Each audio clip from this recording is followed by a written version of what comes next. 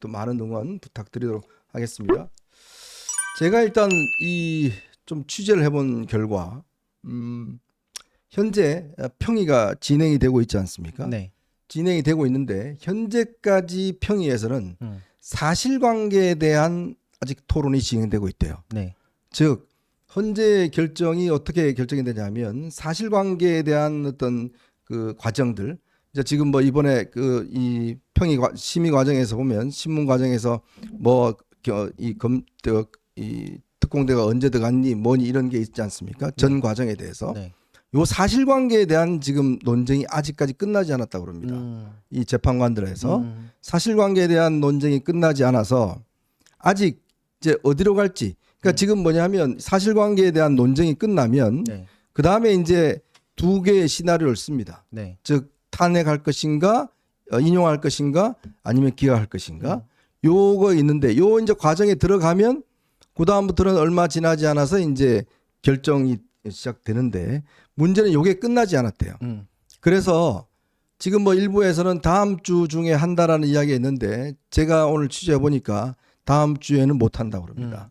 다음 주에는 못 하고 더 늦어질 거라고 그래요. 그러니까 지금 이거는 뭐 이 사건과 관계없이 현재 내부의 평의 과정이 당시 사실관계에 대한 어떤 이 정리 과정이 꽤 시간이 지금 걸리고 있다라는 게 지금 제가 취재한 결과고 그것이 결정이 되면 아마 이것도 이 쓰는데 꽤 한 일주일 걸려요. 그렇죠. 그러면 그걸로 따져봤을 때는 다음 주 중에 사실관계에 대한 정리가 끝나고 그 다음에 이제 이 사실 이 관련된 이제 이 선고문이 쓰여지기 시작한다 그러면 3월 말로 일단 가는 게 아닌가. 현재로서는 그렇게 보이는데 자, 구 변호사님 보시기에 지금 구속 취소 요 문제가 헌법재판소에 영향을 미칠까요? 영향을 미칠 거라고 봅니다만 이게 결론을 좌우하느냐 그 정도는 아니다. 그러니까 인용이냐 기각이냐에 직결되는 영향을 미치느냐 그렇게 보기는 어렵다. 하지만 진행에 있어서 심리에 있어서의 영향은 미친다. 왜냐? 공수처에서 생성된 문건들이 있을 거거든요. 지금 이제 뭐 공수처에서 만든 게 많지는 않다. 이제 이런 얘기 하시는 그게 분들도 헌법재판소에는 하나도 안 갔다 그래요? 근데 이제 그게 또 함정이 있는 게 그 인증등본 송부촉탁이라서 네. 이게 표현하는데 어떤 기록을 그 기관에서 제출하세요 이렇게 이제 청구를 하거든요. 네. 근데 거기에 공수처는 없다. 없죠. 그렇게 하는데 제가 저번에 그 수사 기록 보여드렸잖아요. 막 네네. 한처럼 쌓여 있는 기록. 그렇죠. 거기에는 처음에 예를 들어서 경찰에서 시작하잖아요. 네. 그럼 그 기록이 다 경찰에서 포함되어 있다는 거죠? 그렇죠. 거기에 다 포함되어 있는 거야. 그리고 음흠.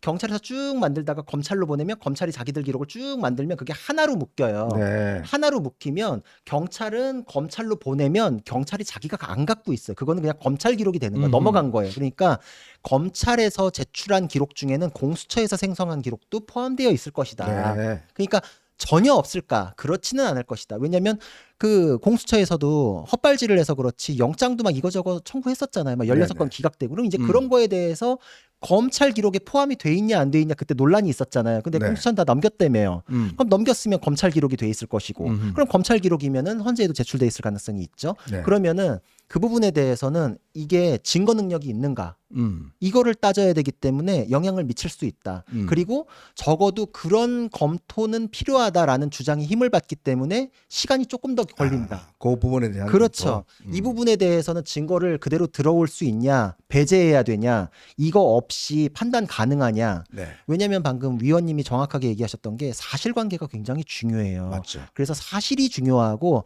그래서 법조인들은 이렇게 얘기해요. 결국은 사실이 어렵지 법은 쉽다. 법이 어려울 것 같죠. 근데 사실이 어려워요. 인간의 삶이라는 게 어렵고 그 인간의 삶을 또 다른 인간이 꿰뚫어 보고서 평가하려는 게 정말 고통스럽고 어려운 일이에요. 쉽게 말해서 누군가가 누군가를 찔러 죽였다. 사실관계예요. 네. 그럼 그거에 대해서는 그 사실관계면 살인죄네. 그건 법의 문제죠. 근데 이 사람이 찔러 죽였는지 아닌지 모르겠어요. 네. 증거조사 해야죠. 증거가 들어오고 나가고 이거에 따라서 사실관계가 팍팍 바뀌어요. 예를 들어서 어떤 사람이 거기에 가서 뭐 B를 찔러 죽였다. 거기에 대해서는 자백 진술이 있고 그리고 목격자가 있고 흉기가 있다. 이 세 가지에 의해서 찔러 죽였네. 이 사실관계가 확인이 되고 그럼 살인죄네라는 법 적용을 하는 거겠죠. 그렇죠. 근데 예를 들어서 이 사람이 끌려가가지고 수사기관한테 두드려 맞아가지고 진술했다. 그러면은 이거는 불법 수사네. 네. 그러면 자백 진술이 날라가요. 이 목격자는 이 사람한테 원한 관계가 있었네. 이때 이 사람이 제대로 볼 만한 위치가 아니었네. 그리고 세 번째 뭐 흉기 이거는 뭐 DNA 추출 과정에 오염이 있어가지고 신빙성이 높지 않네. 이러면서 하나씩 깨져나가면은 사실관계가 확정이 안 되는 거예요. 그러면 피고인에게 이익으로 의심스러울 땐 피고인의 이익으로. 그래서 결국은 증거 조사, 증거 능력에 대한 조사가 이렇게 중요하고 그거에 의해서 사실관계가 확인되었을 때만 결론이 나올 수 있다. 근데 지금 애초에 공수처의 수사가 불법한지에 대한 논란이 제기되면 사실관계에 대한 확정 문제가 흔들려요. 그래서 조금 시간이 걸릴 수가 있고. 그래서 그 부분에 대해서 다툴 것이고 제가 보기에는 윤 대통령 쪽에서 지금 의견서 쓰고 있을 것 같아요. 이 얘기를 버무려 가지고 변론 제기 신청서를 아마 내지 않을까. 변론 제기 신청서를. 이거 증인에 대해서든 뭐 이제 이걸 이제 빌미를 잡아가지고 변론 제기 신청서를 내면 굉장히 압박이 될 거예요. 왜냐하면 공수처의 수사권에 대한 논란이 법원발로 터진 거예요. 그러면은 이 관련돼 가지고 이 벌어진 얘기는 이게 위법 수집 증거에 문제가 있을 수 있지 않느냐. 왜냐면은 수사권이 없는 데에서 아까 얘기했잖아요. 제가 수사기관도 영장 없이 하면 불법되잖아요. 수사권 자체가 없어버리면 그건 불법 수사가 되는데 그렇죠. 지금 만약에 불법 구금이 되면은 독수독과 이론이라 그러거든요. 독수독과 그러니까 독이 든 나무에서 독이 든 열매. 그렇죠. 그렇죠. 독나무에선 독열매밖에 안 열려요. 그래서 형사소송법에선 굉장히 중요한 게 앞에 불법이 있으면은 연결된 거는 다 불법으로 되는 경우들이 대부분이에요. 네. 예를 들어서 누군가를 불법 체포했어요.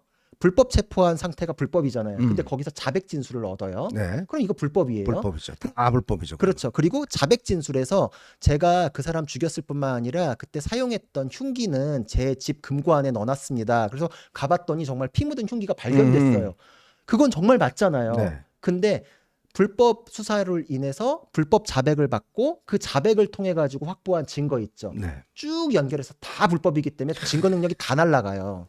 그러네요. 참 그러니까 이게 처음 시작을 그래서 모든 게 그렇습니다. 이게 어떤 법이라는 게 여러분들 상식하고 좀 다를 수는 있어요. 그렇지만 법이라는 게 어떤 사법기관의 권력을 가진 기관의 어떤 이것을 정말 공정하고 피해자 입장에서 이제 해석을 해야 되기 때문에 그러니까 독수독과라는 게 결국은 처음에 출발이 잘못되면 결국은 나중에 모든 것들이 다 잘못되는. 그렇죠. 선택적으로 선택할 수 없는 거잖아요. 그럼요. 선택도 안 되고 심지어는 피고인이 괜찮습니다 이래도 안 돼요. 그건 치유가 안 돼요. 그거는 그냥 위법이에요. 왜냐면은 예를 들어서 이렇게 했을 때 에이 그냥 진짜로 죄 지은 건 맞는 것 같은데라고 처벌하기 시작하면은 수사기관은 고문하기 시작해요. 그렇겠네요. 위법 수사해요. 막 쳐들어가가지고 영장주의 이런 거 필요 없어요. 그냥 내가 증거만 밝히면 그냥 결론 나는데 뭐하러 복잡하게 그래 이렇게 네. 돼버리거든요. 그래서 제동을 거는 건 국민의 안전을 위해서 기본권을 위해서인데 여기서 제가 그래서 이런 것들로 인해서 벌어지는 국민 분열과 혼란은 오롯이 국민에게 전가될 뿐이잖아요. 제가 그거 누누이 말씀드렸어요. 이거 지금 공수처가 저런 식으로 하면은 뒷감당을 자기들 할 거 아니잖냐. 자기들이야 뭐 구속되면 모르겠는데 국민적인 혼란을 자기들이 다 치유할 수 있나요? 이거 안 돼요. 제가 그래서 공수처 빨리 폐지해야 되고 수사 손 떼야 된다. 제가 그거 한 몇 달 된 것 같아요. 심지어 그 빨리 손 떼고 경찰한테 넘겨라. 뭐 저희들 그냥 입이 아프게 이야기를 했잖아요.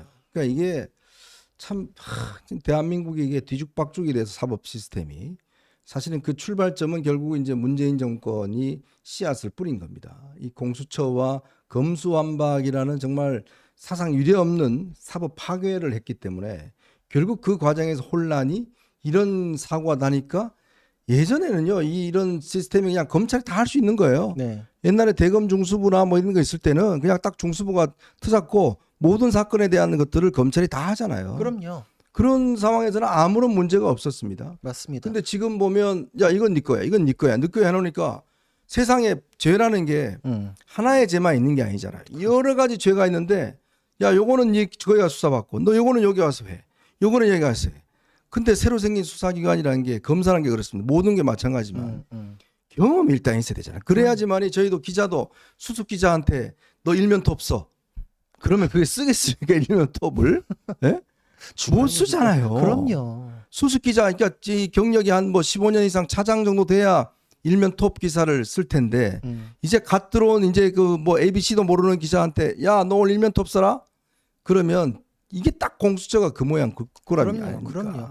사실 그리고 양심이 있고 상식이 있는 사람이면 예를 들어서 제가 수습 기자인데 너 일면 톱 써라 그러면 아 이거 나가란 얘기인가 보다 이렇게 생각할 텐데 공수처는 아 이거 문 닫을 생각을 안 하고 왜 그걸 냉큼 이걸로라도 물고 늘어져 가지고 네. 기관을 뭐 살려야겠다 뭐 기관 정치를 한 건데 그게 다 국민의 피해로 돌아가는 거예요. 공수처가 저래 버리는 바람에 다 모두가 국민의 갈등이 너무나 심해졌고 지금 저는 그게 너무 안타까운 게 절차를 다 지키고 났을 때의 결정이라는 게 승복을 이끌어낼 수 있잖아요. 네.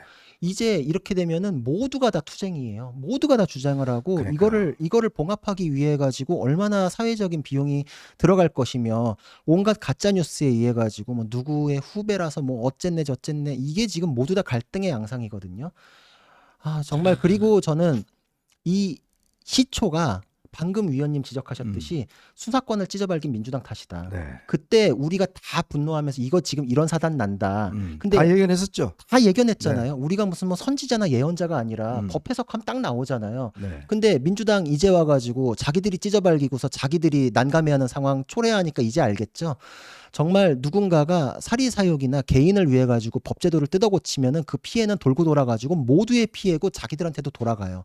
이거 민주당이 남 탓할 거 없어요. 본인들이 법을 우습게 알고서 70년 사법제도를 다 찢어발기는 바람에 벌어진 비극이고 그 책임 민주당이랑 공수처가 져야 됩니다. 여러분 이게 지금 이 정도도 지금 굉장히 심각하고 문제점이 많이 드러나는데 이재명 대표가 만약에 대통령이 될 경우는 어떻게 할 것 같습니까? 이거는 이제 더 이상 방어벽이 없어져 버립니다. 없어져 버리고 이재명 대표가 최근에 기업 전경련 후신인 한경협 가서 토론을 하면서 상법 개정안에 대해서는 찬성하고 대신 배임죄 없애는 거에 대해서는 동의한다고 그랬어요. 아이고. 왜 그렇겠어요? 자기가 배임죄 걸려 있거든요. 정말 저는 그거 보면서 야, 이 사람이 물론 저도 개인적으로는 배임죄가 없어지는 생각이 들긴 하지만 본인은 딱 자기가 걸려 있는 것만 이제 없애겠다는 거예요. 자, 공직선거법, 허위사실유법 이거 없애겠다는 거예요. 이게 지금은 윤 대통령이 있어서 그나마 이게 막아지는 거부권으로 막아졌지만 그러나 이게 만약에 대통령 권한을 갖게 되면 이제는 모든 게 다 법으로 통과됩니다.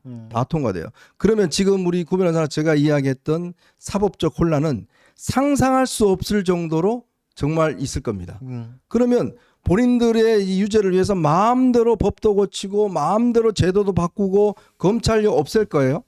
오늘 검찰이 만약에 즉시항고 이거 포기하면 아마 이재명 정권이 들어오면 검찰 없앱니다. 없습니다. 그러면 진짜 이거 어떻게 되겠습니까?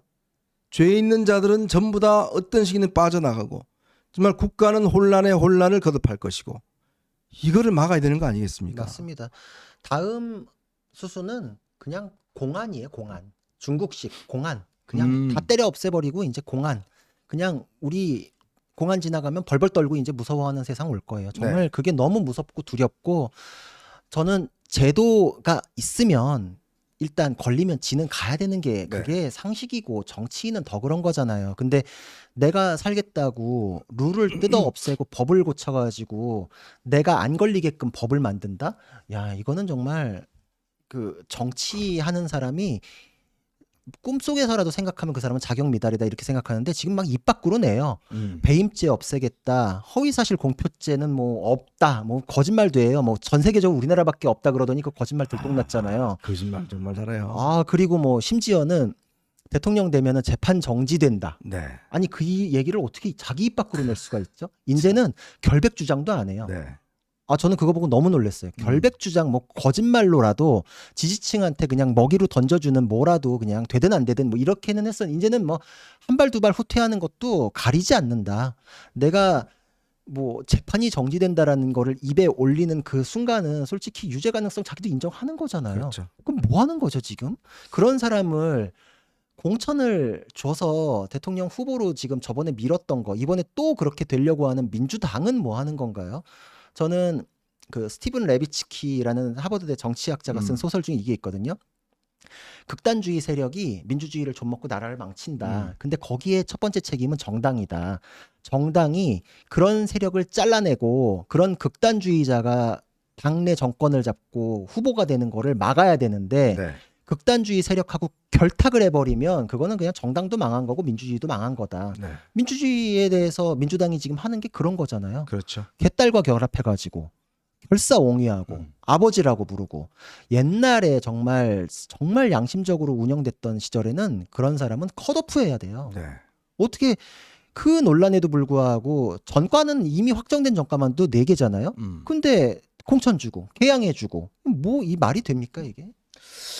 그러니까 이런 거를 우리가 이기려면 훨씬 더 도덕적이 돼야 되고 훨씬 더 원칙과 상식을 존중하는 그런 어떤 이 입장들을 내야 됩니다.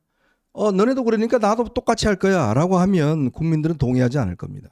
즉 이런 세력들을 뒤엎으려면 이기려면 훨씬 더 우리가 도덕적으로 무장이 돼 있어야 되고 법적으로 정당해야 될 것이고 원칙도 엄격해야 될 겁니다. 그래야만이 국민들이 너네가 그래도 잡아야 대한민국이 똑바로 가는구나 라는 믿음을 줄 수가 있을 거예요.